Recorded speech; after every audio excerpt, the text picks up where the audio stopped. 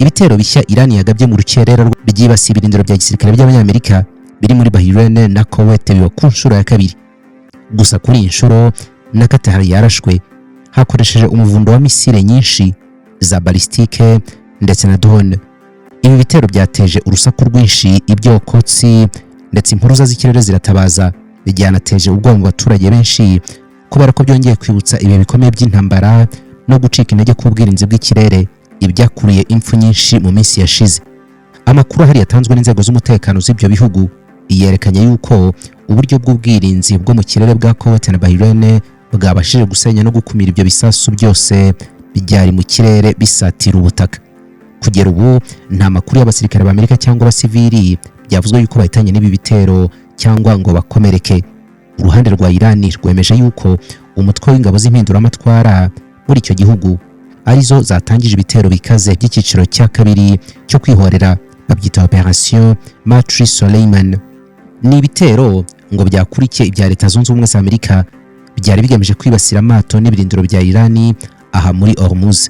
Ingabo za Iran zemeje ko ibitero byazo byari bigamije guhiga no gusenya ibikorwa remezo bikomeye bya Leta Zunze Ubumwe za Amerika biri muri Kuwait, birimo nk'ibirindiro bya gisirikare bya Camp Al-Fajr na Ali Salem, aho Iran ivuga yuko yari igamije kurasa uburyo bw'ubwirinzi bwa Patriot bushinzwe gukumira misile.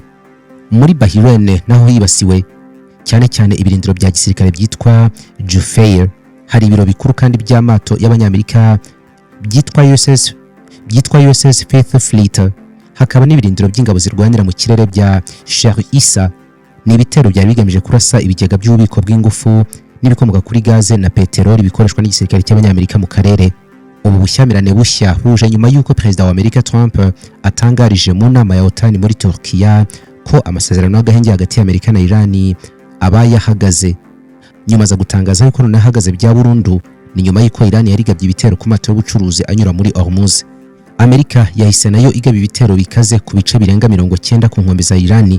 Ibi rero byatumye ibintu birushaho kuzamba hagati y'impande zombi, binatera inkeke abaturage muri ako karere k'ikigobe.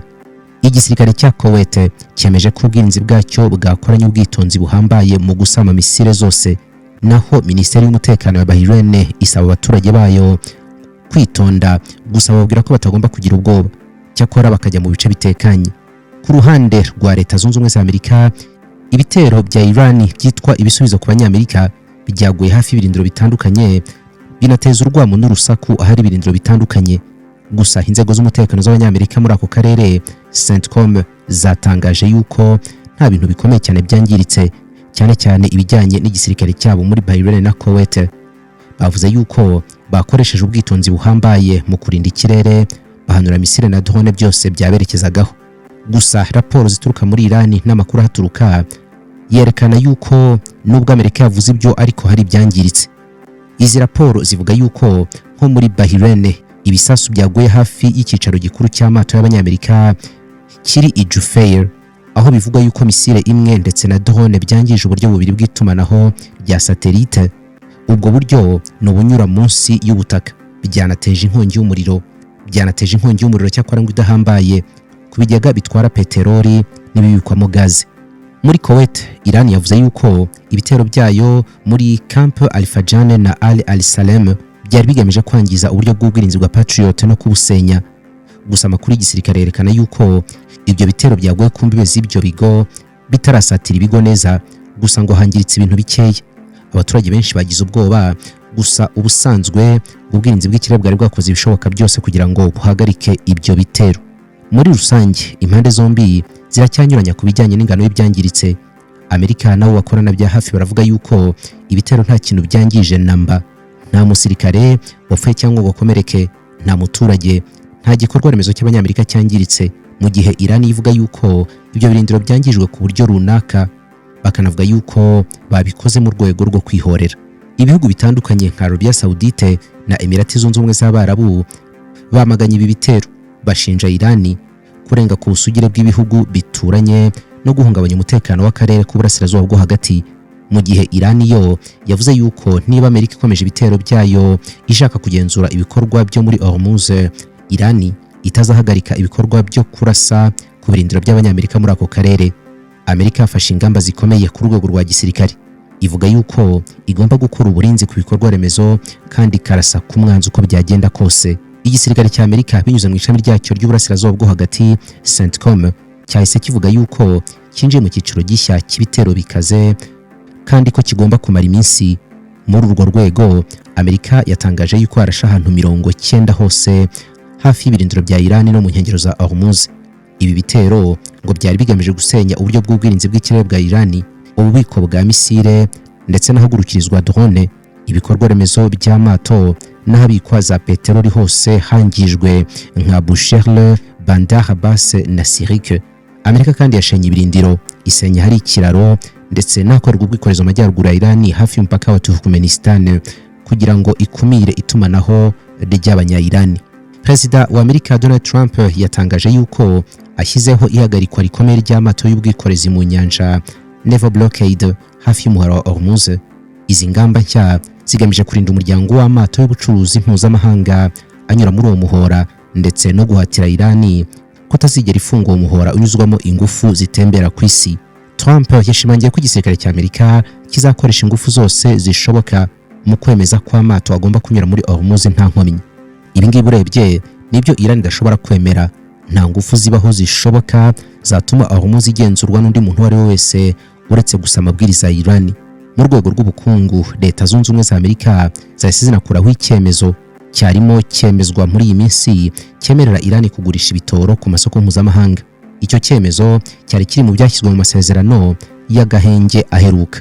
Byahise rero bituma ibiciro by'ibitoro ku masoko mpuzamahanga byongera gutumbagira ku buryo ubu tuvugana igiciro cy'ibitoro cyazamutseho 5%.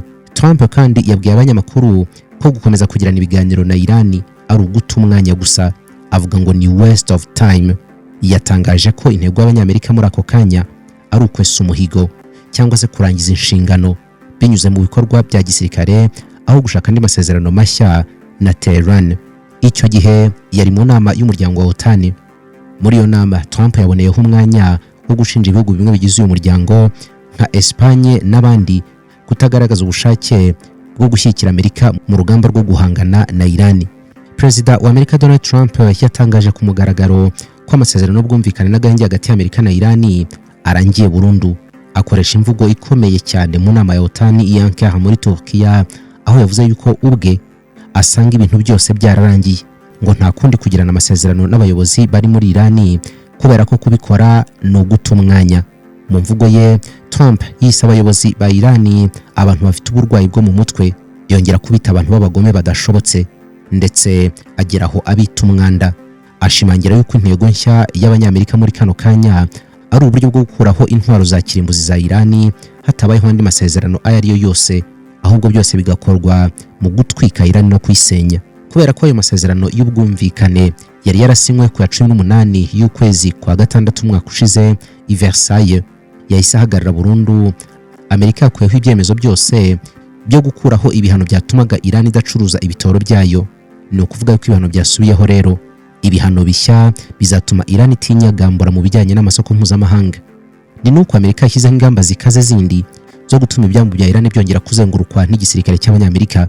Uruhare rwa Iran rwongeye gushinja Leta Zunze Ubumwe za Amerika kuba yarabaye iya mbere yica amasezerano binyuze mu bushotoranyi bwayo, aho Perezida w'Inteko Ishinga Amategeko ya Iran Bwana Bagheri Ghalibaf yanditse kuri X avuga yuko uwihaye gukubita nawe agomba gukubitwa, kandi ko ibe byo gutega imisaya byarangiye, ngo Amerika igomba kumva nayo ingaruka z'ibitero yatangiye gutera mu burasirazuba bwo hagati cyane cyane ibangamira Iran. Iran kandi yashimangiye ko umuhora wa Hormuz unyuzwamo ibitoro ngo ari ingenzi cyane kandi kuzongera gufungurwa gusa hakurikijwe gahunda iri mu masezerano kandi bigakorwa ku bushake bwa Iran ubwayo atari iterabwoba ry'Abanyamerika.